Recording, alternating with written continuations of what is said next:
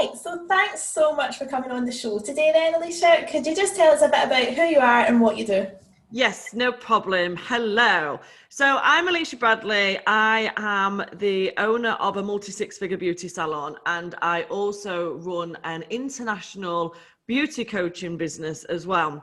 So my salon pretty much runs itself now, actually, whereas I actively coach over 300 women in the beauty industry and teach them how to build successful beauty businesses and how to take their life to the next level. I don't just focus on business, I focus a lot on personal development, spiritual development, that sort of stuff. So that is me, that is what I do.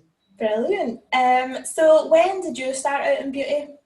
So I always forget, it was about 3 years ago. I was selling forklift trucks and I worked in sales for quite a few years, and I decided that I was absolutely miserable. I didn't like my job anymore. I could sell, like that wasn't a problem, I could definitely sell. But I was just miserable. I was waking up every day. I didn't want to go to work. I was looking for excuses of why I couldn't work that day. And I just decided that that was enough and I needed to start my own business. And I looked at a few different options and I chose the beauty industry and never looked back. Oh, good. So I guess the beauty industry wasn't always where you thought you would be, or? Well, no, no. I always wanted to be a coach. So that was Yeah. from being really, really young. I always knew my purpose was to coach people. And the problem was when I was making the transition from forklift truck sales into another career, I felt like I couldn't coach them because I was fucking miserable myself. Can I swear on this podcast? Yeah, yes. Because I swear on my podcast all the time. So I was absolutely miserable. And I thought, how am I going to coach women when I don't have my own shit together? So then I thought, okay, well, my sister had just started in the beauty industry. And I thought, you know what, I could do that. And yes, I did my MVQ level 2 and 3 and then went on to do further training and then started my own beauty business. Right, okay. So you mentioned forklift training. What actually did you do before? What do you mean with the forklift?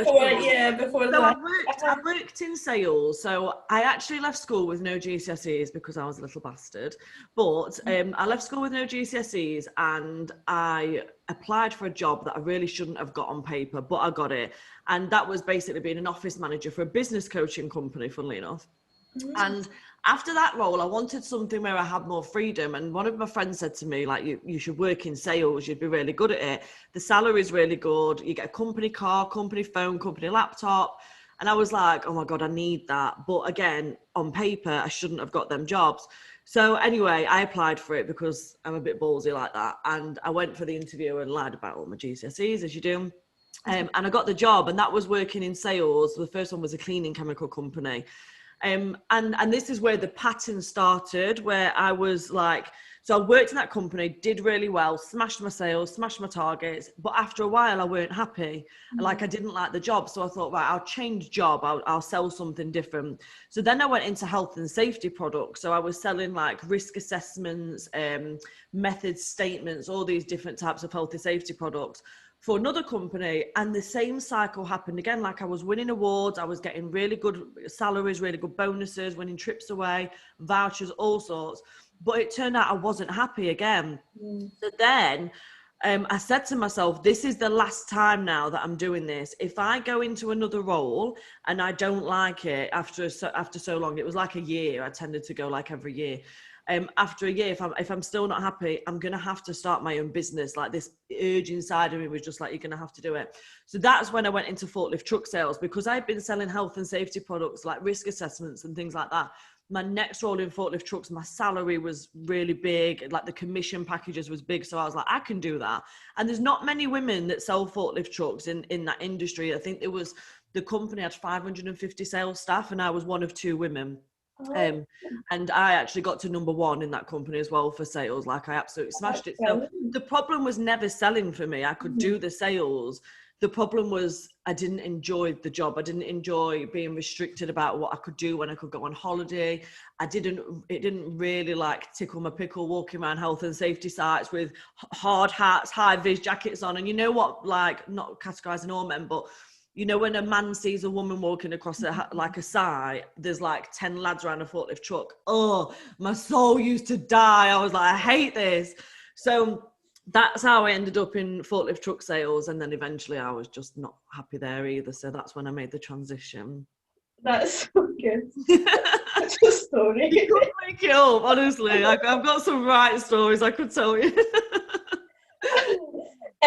So you started doing treatments and then went on to launch like your salon and stuff, but do you still do the treatments, or, and if you don't, how important is that to like stay out to grow your business for you? Yeah, okay, good question. So when I first started doing treatments, I was doing 6 days a week, like anything up to 12 hours a day, and I was mega busy. So my business took off like huge, because I had experience in marketing, I had experience in sales, and I was the office manager of a business coaching company. So I had all the tools that I needed to grow a successful business. Now, my plan was never to stay in the business and do the treatments. My plan was always to build the business up to a point where I could employ a team and then get the business to run without me. That was always the plan. So after a certain amount of time and me really working hard and doing that, I went down to 5 days a week. Then I went down to 4, then I went down to 3, 2, 1. Now, you just asked me a really interesting question, because the question is, am I still doing treatment? So I have actually made the decision that I have 2 days booked in for April and I'm fully out of doing treatments. Yeah, I don't need to do it anymore. No. I've actually not wanted to do it for a while, but the problem is when you have built such a big client base, you get friends, a lot of friends, and then they're like, please do me this day and please do me that day. So then I kind of like was bobbing in and out. I can go in if I want to go in, and if I don't want to go in, I don't have to go in. But I've kind of been keeping my clients/friends happy whilst transitioning over to not doing it anymore. And I've also employed a team now. I've got a team of 18, but the team who take over my work, there's 2 of those, and now it's the time for me to step out, because actually I've made this decision over the last couple of weeks that I don't want to do it anymore. I don't need to do it anymore. It's an amazing thing. Like I really appreciate the fact that I was so busy and I had so many clients, and so many of them do still stay at my business because it's my business. But you have to think of yourself, and you have to think of your goals and your future. And since starting the Beauty Growth Academy, which is my coaching company, like this is my thing, this is my jam. Do you know what I mean? Like this is what I'm happy at. I'm really good at it. I see transformations every single day from women in the beauty industry, that they're just reaching whole new levels. And if I'm honest, I enjoy that more than I do spending a full day in the salon or in the clinic. So I chose that, you know, that's what I want to do. So I have 2 more days and I'm officially retired. Oh, that's so exciting. I think that's just dead scary though, isn't it? See, when people are making that transition It is scary. Work on the business. It is scary. But I think for all your clients, you're like, oh. Yeah, it's scary. And it's all about just trusting the process and finding the right people, and just trusting that you'll attract the right people, because there's nothing more scary than handing your clients over to somebody else that could then potentially leave and take them clients. But it's kind of like, you have to accept what it is. You either want to make that move or you don't want to make that move. You try, and I always say to people in the industry, like when they're employing team members or when they're passing the work over, try not to focus on the fact that they can take and ruin your business. Try and work on your relationship with them so they don't want to. Yeah. Because that's what I've done. And I really trust my team. Now, it's still possible that the people who are working in place of me could leave and my clients could follow them. I mean, I might make a comeback if that happens, you know, just to protect my business, of course. And I know that in that case, they would come back to me. But the problem with this industry, and the problem with a lot of women, is it's a fear-based industry, and and there's so much fear around, if I employ this person and then they build a client base up and they leave, they'll take the clients. And I'm like, yeah, they will. But it doesn't mean that that's the end for you. It means that you just carry on building and you carry on working, and you say, no matter what happens, my business will be successful. Yeah. That's where I take women, you know, to that place. And when they're there, they're empowered and they're strong, and they're like, I've got this. It don't matter. You know, I've employed staff that I've taken full client bases with them when they've left. It's part and parcel. It's part and parcel. When you build a beauty salon, 90% of the clients come to the person that they're going to have the treatment by, and you can't change that. So if that person decides to leave, then the clients usually follow. So what's the point in living in fear of that happening when that's fact? It's like, oh God, I'm going to quote with some stupid example because this is what I'm like. No, I'm not. I'm going to leave that there. I'm going to stop myself. Oh, that's so funny. Do you know, it's funny, I was actually on a podcast before and we talked about this a little, and but what we were kind of saying is you obviously have your clients that go to the people, but I think when you make an experience for a client, it's quite harder as well for people to just leave. Yeah. I think there's a lot of things you can do as a business owner to ensure that the client is really comfortable. Like, don't get me wrong, when people have left, a lot of people have stayed, you know.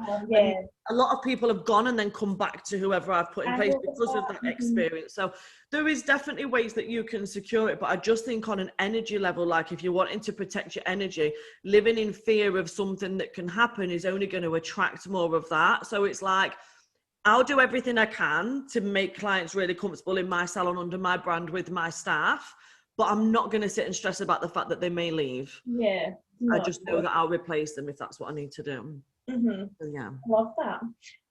So your business coaching program online, so you have like over 300.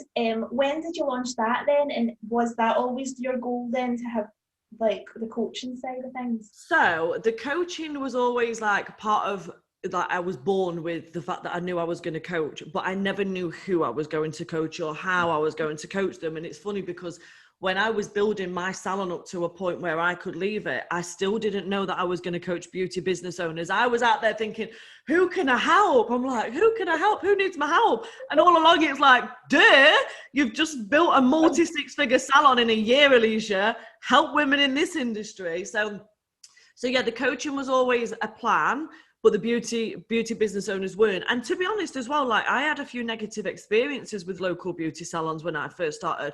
You know, like sometimes this industry can be really tough and there's jealousy and people are out to cause problems for people. So because I had gone from selling forklift trucks to then starting a beauty business and then getting a load of stick from local salons because I actually wiped the floor with them, which, you know, it is what it is. Then I started getting this perception that I don't want to help beauty business owners, like, because they don't like me. And then I had to get over that. And it was like, no, that's just them because that's how they are and that's up to them.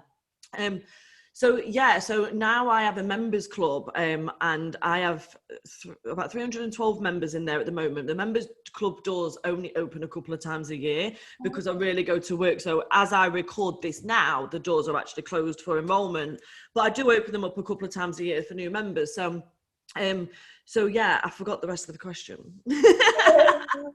Was that always the goal? But you were, when did it launch? It wasn't. But I mean, I'm so grateful and happy that I did break through my own barriers and went out and started coaching women one by one. I started one by one in this industry, and I did like little events locally, and then people started coming to them and they were selling out. And then I was like, God, like I was doing like events for like 60 beauty business owners, 70 beauty business. And I did 3 events in a row and they all sold out. And I was like, I'm good at this. Like, I'm really good at this. Like, I'm helping these people. And all I'm doing is sharing with them everything that I've done to build my salon, because I didn't have any inheritance. I had no client base. I had no GCSEs, literally built it from zero. And like my salon is 2,800 square foot. I've got an acre of land. There's 14 treatment rooms, 18 staff. And people look from the outside and they're like, oh, she must have been lucky. And it's like, no, like I know what I'm doing when it comes to building a business. So, and I've proven that twice. I've done that with my own salon and then with my coaching company, which is now 6 figures. And it's like, it's so simple for me to share these techniques with women, because from working in a business coaching company to then working in sales and doing my own marketing and working out my own KPIs and numbers, it's like I had a really good start on how I could grow my own business. And when I share this with the women in my members club, the businesses are skyrocketing. It's just it's so simple, but then so hard at the same time. Like you would never think of these things until you do the training that I provide, and it's like, wow. And then people get excited and then magic happens. Oh, I love it. So how important do you think it is having a mentor, like a beauty coach? Hand on heart, like I have my own coach, my coach has her own coach, her coach has her own coach, and this is when it brought when I learnt this lesson, I saved up £2,500 and I paid to go and see Tony Robbins, and I went for 4 days to unleash the power within on a diamond ticket. I was like, yeah, I'm diamond. It was unreal. It changed my life. Like, if you ever get the opportunity to go to one, go. I will never not go. It's only because of COVID this year that I didn't go. Anyway, when I was there, Tony was speaking about like how important it is to have a mentor and to have a coach, and how that person helps you stay motivated, stay inspired, stay on track, be accountable. And at that point I was like, well, if fucking Tony Robbins says that that's what I need to do, that's what I'm going to do. So I got my own coach, and I have never, ever stopped investing in coaches, and I never will stop investing in coaches. So for me, it's top priority in business. Like, I won't ever run my businesses and not have a coach. I may change coaches depending on what I'm working on in my life and business, or maybe I'll have multiple coaches. And this is what I think is so life-changing for the girls that come into my group. They're like, they literally put me on a pedestal. They're like, oh my God, you're changing my life. I'm like, I'm not doing that much, but to just have that support and that person to go, how do I do this? What do I do there? And that person, and I always also think it's important to get a coach that's been where you want to be. Yeah. Because it's like, I have had a couple of coaches where I've sort of gone, okay, I'll work with them. And then in the end, I'm telling them what to do, or asking them to find something out for me. And it's like, now I will only work with coaches who have, like, I have an energy coach, and she's like so freaking tuned in. She's amazing. An energy coach? Yeah, an energy coach, like a vibration coach. So it's like, I wouldn't go for an energy or vibration coach if she was like, oh yeah, so today we're going to work on this. I'd be like, oh my God, no, like, you know, so it just makes sense. It's like, if someone who has been where you want to be is willing to share with you everything that they know, why would you not? Yeah, love it. So do you think social media is an important part in business today? Yeah, absolutely, I do. But I think your vibration and your energy is more important. I love it. So I do think social media is important, but I also think there's so many traps for comparison there. And I still get this in my group, and the girls like, I've only got up 3 followers. I'm like, okay, well, let's look at the revenue. Let's look at how many more clients we've got this week. That's what I was going to say. I was going to ask that to you there when I was thinking about that. So would you say that people sometimes do get too caught up in the 10k following? Because I think like I just work for myself as a lash tech, and I've not got like loads of following, but I'm always full. Like, my books are full. Exactly. Like, that's what you focus on. Like, that's what the focus needs to be on. So yeah, I think social media is good to show your skill and to show what you do. I just think it's important to have fun with it and share your story on it. You know, I did a post last night about grief. I lost my brother to cancer 3 years ago, and that's nothing to do with what I do, but so many women was commenting and inboxing me like, oh my God, this is so relatable, like, and then they're saying, can I come on your program? And I'm like, that weren't the intention. But I think it's important to choose what you put on it, but don't compare yourself. Like, it doesn't matter.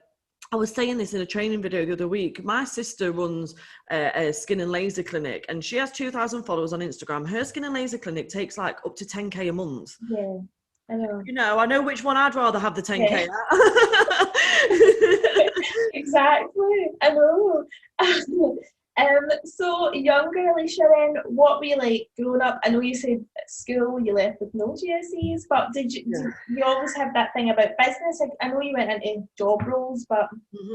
Yes. So I started my first business when I was, I'm going to say 9 years old, and I went car cleaning. Like, I lived on a council estate, and I used to walk from the council estate that I lived on 45 minutes to the posh area of where I used to live with a bucket and a sponge, and I used to knock on doors all day and ask people, can I wash your car? And I used to come home at the end of the day with like 40 quid. This was like 20 years ago, with like 40 quid. And my mum and dad would be like, who have you been robbing off this weekend, Alicia? And I'm like, I've been out cleaning cars. I would do anything, like clean cars. I would rake gardens. I would mow people's lawns. I would do anything for money, because my mum and dad never had much money. They had 4 kids. They both worked, but they both worked in jobs that was just sort of getting by. You know, they had 4 kids to feed. So if I wanted money, or I wanted to go for a picnic with my friends, or whatever it is I wanted to do, I had to earn that money. So I was well up for doing that. So then when I got to school, it all went a bit wrong. I was really naughty at school, I'm not going to lie. So left one school in year 7, one in year 8, one in year 9. I got kicked out of my final school in year 9. That was my 3rd secondary school. And from there on, my mum made me, because at that point, like when you got kicked out of school, there was no such, oh my God, I'm making myself sound really old, but social services weren't like they are now. Like now they'd make you do something and then they wouldn't. So my mum made me go and work down at the horse yard that she managed. And I used to have to go with her at 6:30 in the morning, come home at 7 o'clock at night, muck out 14 stables, get the riding school ponies in, tacked up, fed, watered, like all the stuff for that, for 20 quid a day. Like that, I wish child's bloody social services was a thing, because they'd have stopped that right there. But it was such good learning for me. So I was like doing that for a couple of years, and then eventually as soon as I turned 16, that was it. I was getting proper jobs on minimum wage. When I say proper jobs, I worked in a sandwich shop, and I worked part-time as a kitchen assistant. So I've always had it in me, like if I want something, I'm gonna have to work for it. And wow, like my life now compared to what it could have been or what people thought it would be, like, you know, it's just unbelievable what hard work can actually do. Yeah, that's so good. So I'm going to love talking about this with you. Okay. But do you believe in a positive mindset? No, not at all. Oh my God, yeah. Like, how can you not? Let me just grab a drink. No worries. Holy shit, that's like the most important thing in any business, your energy and your mindset. It helps with your success, totally. Oh, with that, it's a fact. Like, it's not even a belief, it's an absolute fact. It's like, oh, okay, so if you wake up in the morning, this is a big thing for me, mornings. Like, this is why I said, you know, I've been up since 4 o'clock this morning working. I've nearly finished work for the day already. But if you wake up first thing in the morning and you scroll on your Facebook first thing, and you're looking at your Instagram and you're looking what everyone else is doing, and before you know it, you've seen something that pisses you off, what someone else has posted, or you're comparing yourself to another lash tech or nail tech or whatever, and then maybe someone messages you on your family chat and someone's cat's shit on someone's garden and they're having a go at you or whatever. That was a really bad example, but you get this gist. So then your energy in the morning is going to be negative before you've even got out of bed. And it's like, okay, so then you need to spin it around and become more positive. But what most people don't do at that point is spin it around. Then crap starts going wrong for them in the day, or the kids annoy them, or someone makes a comment and it affects them and it triggers them. And the problem is that they've started the day off with a negative mindset.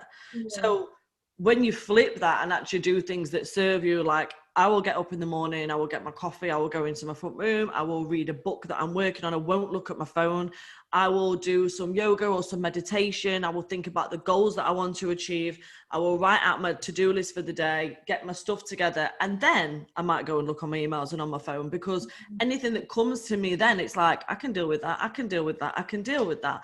So, I mean, I'm not saying like I'm enlightened and I'm not, you know, 24/7 positive. There's times where I have to be quiet and allow myself to just be quiet for a while, and that's fine, that's okay. But if you have got a negative mindset, you'll find it really hard to build a successful business. But the good news is your mindset can always be changed. You know, if you do think, okay, actually, yeah, I do that. I do get up in the morning. I do go straight on my phone. I do like take things really personally. I don't really know where I'm going. I don't know what my goals are. I'm unsure what action to take in my business. Then that's just because you've not got your mindset in the right place. And it's really easy to actually fix that up. Yeah, I listened to actually your podcast when you were saying about the not going on your phone in the morning, and after that I downloaded like an app block thing. It was so good. It's so good, and it makes a difference. It does it till like 12 o'clock.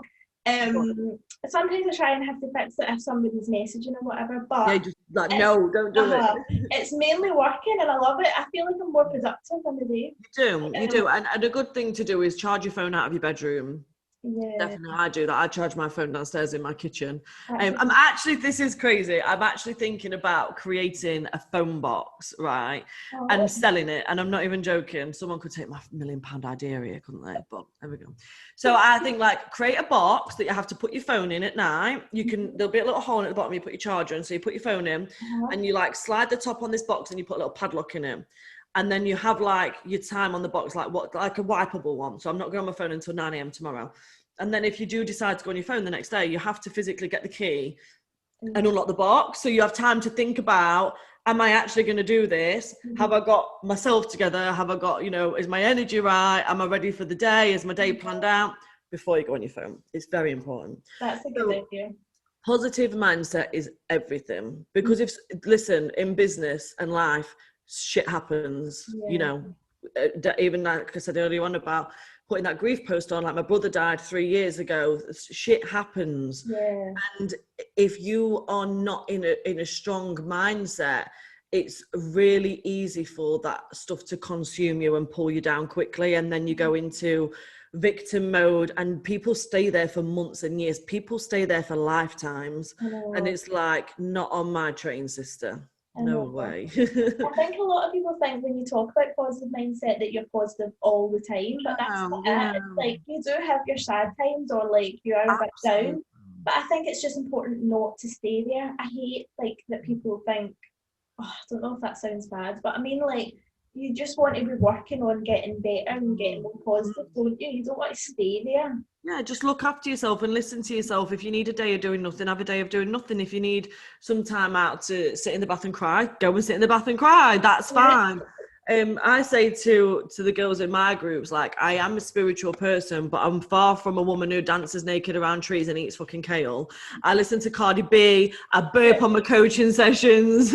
I'm like, but I'm also very attuned, and I think that there is a huge there's a huge like label on being spiritual and being connected, and people think, oh, I can't be spiritual because I'm from a council estate or whatever, and it's like that spiritual, like, you've got the word spiritual wrong. It's just connected, that's all it is. So so do you set yourself goals that you like to achieve in your career? Absolutely, all the time. So yeah, always working on goals. I have whiteboards all around my house, one in front of me now. Whiteboards at the business everywhere. I set monthly goals, quarterly goals, half-year goals, yearly goals, 3-year goals, 5-year goals, 10-year goals. I get clear. This is the thing, like I said, this is an example I use. It's like, would you get in your car and like, say you want to drive from where you are now to 100 miles away to a destination where you've never been before? Would you get in your car without a sat nav and just think, okay, well, I might get there? It's like, no, you wouldn't, would you? So it's the same when you're setting goals. Like, how are you ever going to get to a destination if you don't know what or where the destination is? So just think about it. Just sit and think, what do I want from life? Not what does everyone else think I should have, or because she's got that, that's what I should have. What do I want? What do I want to achieve? Like, one of my huge goals was to retire my dad. That was my goal from being so young, and it's something I promised my brother when he was dying, and I retired my dad last year, and to achieve that was just like, whoa, it's insane. Amazing. So absolutely set goals, girls. You've got to have clarity. And so then going back to your salon, actually, do you set goals with the girls? Do you do that, like your incentives and stuff? Absolutely, yeah. So my team, my employed team, I have employed and self-employed staff, but my employed team, they have goals every week, every month that they go to. And if they hit them goals, then they'll get commission depending on which goal that they hit. But we'll also sit and do a monthly team meeting where I'll actually go in on that month. They do weekly team meetings, but that's where my PA will go in, and she will sit with them and talk about what they need and things like that. But yeah, every month we have meetings and we do reviews, and everyone's always praised for hitting the targets, and anyone's ever supported if they're not getting the targets. And it sounds like it's really sort of professional and strict, and it's actually really laid back. It's chill as anything. Like, Do you think that keeps your morale up in the salon? Absolutely. Yeah, exactly. And the odd time we'll chuck a little random target in, like whoever gets the most reviews today gets a bottle of champagne, and everyone's like, okay, need to get reviews, and they get them on the Facebook page, or just little things. But absolutely, like it's my goal that they're happy and they're hitting their targets, because if they hit their targets, I hit my targets. And if they're happy, then our clients are happy and they come back and it's just better. That's so good. And back to the actual fact that you had 18 staff, did you have that all at once, or did you? Good question. So thinking there, I'm like, is employed? What? This is where people think I'm slightly insane, because I was working on my own in a little room in a gym, and I got my business up to the point where obviously I could expand and go somewhere else. And long story short, I came up across Bellevue, which is the name of my building, which means beautiful life. And when my brother died, his slogan was like, life is beautiful. So it's the closest I could find. That's the reason behind that. So what I did was I signed for that building before I had any staff. It was just me and a girl that was doing my marketing part-time. It was, like I said, 14 treatment rooms. And I was looking at it and I was like, I know I'm going to do it. This is it. Like, I'm going to make it work. And then I advertised for jobs on Facebook and started seeing people in a local hotel before it was even ready. And I built my team up from there. So I think at that point I had 5 employed staff, and I think I took 5 self-employed staff, and then some left, some came, and then as it happens in the industry, some people move on and some people come, and yeah, so it was quick, but I didn't do it all at once. But yeah, I did take a big risk and employ a load of staff with no client base and no experience in the industry. I just did it, and just your positive mindset. 100%. If I had gone into that going, oh my God, what if I fail? Oh my God, what if nobody wants to come to us? Oh my God, what if I can't get any staff? Oh my God, what if I can't fill the building? Then I would have just quit. So it was like, fake it till you make it, baby. And I also thought, worst case scenario, the worst case scenario is I have to go back to sales. Yeah, I'm employable. Yeah, I can do that, and then I'll do another plan when I get there. So I just always thought, well, if the worst case scenario is that I have to go back to doing that job, no one's dying, I can do that. So once I got worst case scenario out of my mind, it was easy for me to move forward, because it was like, well, I know what worst case is. I'm not going to focus on that, but I know I can deal with it if that is what comes. Yeah. And just a little actual question about hiring. What do you think? Do you look for someone like personality as over treatment skill? Not over it, but yeah. Vibe. I go off the vibe, and I was thinking you would say that. Yeah, I go off the vibe. See, a lot of my staff, when they first joined me, they're still with me now, they came with no client bases. Like, they was working in the industry. One of them that works for me now was working part-time in a little salon. She weren't busy and she knew she was going to lose a job because the owner couldn't afford to keep her on. And I was like, I'm going to employ you for 40 hours a week and you're not busy. Am I insane? Probably so, but you've got a vibe. And I know that if I knew that was the right person. Equally, I've employed people that I didn't particularly like the vibe of, but earned me a lot of money, and it always turned out bad. Not bad as in anything major happened, but it never worked out. So for me, it's like, if I meet someone, I was saying this actually, I don't know if I was saying this in a podcast or a training. I have a nail tech that works for me now. When she came to me, she actually trained in my training academy, turned up to my events, was not working for me at that point, and just said to me, like, I want a job with you. And when a job came up, she was the first person that I went to. Her skill wasn't still there yet, and her client base wasn't there, but I knew that girl was willing. Like, she was willing. She had paid to come to my event. She had paid and trained in my academy. I seen her on Facebook. I was watching her. She was working hard, and now she's a really valuable part of my team, and she works hard and she gets results. So it's like, on paper, a lot of my team I shouldn't have employed, but they've always worked out the best. But then that's kind of like what you were saying earlier as well. It's like a full turnaround. Like, on paper, sometimes you wouldn't have got the job. Exactly. Yeah, on paper, I would absolutely not be here. So where do you see yourself in 10 years' time? Oh, in my villa. Okay, let's not go too personal. I will go in terms of my business. My Beauty Growth Academy business, fucking in 10 years, wow. I couldn't even probably explain where it would be, because I know in 2 years this Beauty Growth Academy is going to be absolutely huge. My goal for the end of this year is 1,000 members, and I have no shadow of a doubt, as you can imagine, that that's going to happen. Myself in 10 years, I will not be working very much, but I will still be making a huge impact. That's the goal for me. It's all about the impact. So will I still have a salon? Will I still have salons? Who knows? It really depends on what happens with them. Will I still be coaching and changing lives? Absolutely, yes, 1,000,000%, because that's what I'm here to do. I will have my own charity, the Life is Beautiful Foundation, which I'm going to start working on next year. And I will be helping and supporting children. I want to help children with terminal illness, or families with terminal illness, which I've done a lot of already, actually. I do a lot with charities already, but this is like a big one for me. And I will also be helping children with educations in like a place like Africa, which I've already done as well. I've sponsored multiple children in Africa for their education. So I would like my charity at that point to probably be my lead business. And my coaching business to be that set up and sustained that I just pop in every so, like, because at the minute, like with my members club, all the training is pre-recorded. Like I have spent, oh my God, days, months on end creating videos and workbooks and sheets, so anyone can access them at any time, so they don't need me there. I jump in the group every Friday at 12 o'clock to do live Q&A, and that's all they need me for. So 10 years from now, I will be in one of my villas, just making such a difference and abundant, and that, yeah. That's so nice. So last two questions then to end the show. What's your best or most worthwhile investment you've made? Coaches. Yeah.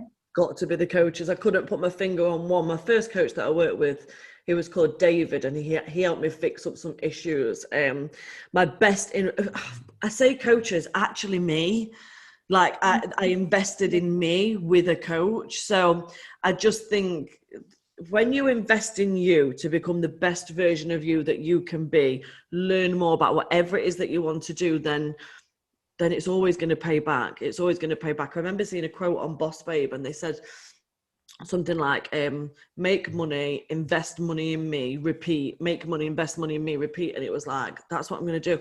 Every time I made profit for the first year or two, that money was invested, whether it was a training course or whether it was for the building or whatever. I didn't spend any of it really. And now, even now, I still just invest money into places, you know, so, and especially myself, like, people. So my coaching, my members club is like 28 quid a month, and they get so much access with that. The coaches I work with are £290 an hour.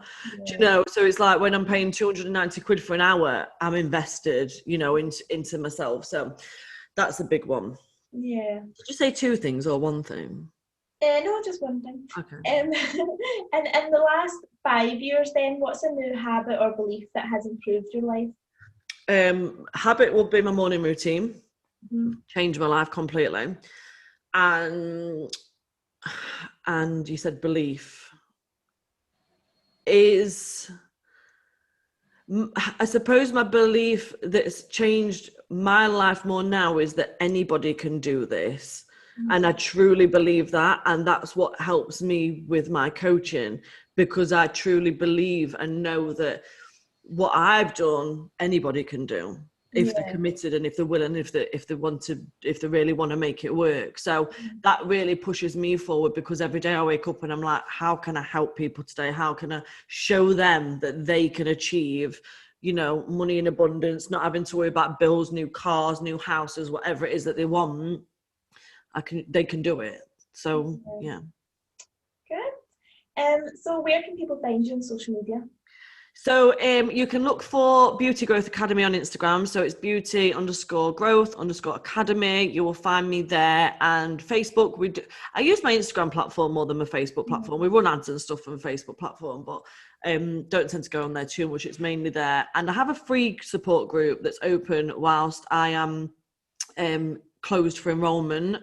So if you follow the link in the bio on the Instagram, you can do that. And also, it might be worth noting that even though my membership is closed, I do offer a course called Boost Your Beauty Business. Right. And in there, that's where you can join me, the free support group. And also I teach women how to get new clients and just start with the law of attraction and start with the morning meditations and stuff like that. And it's like 37 quid. So it's really, really cheap. And also it's a huge impact.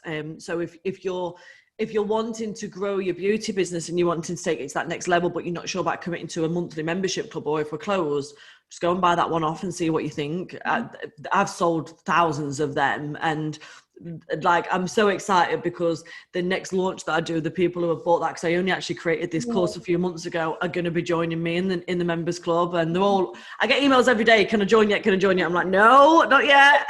I have to do it when my gut feels right to do it. So yeah. Oh, that sounds so good.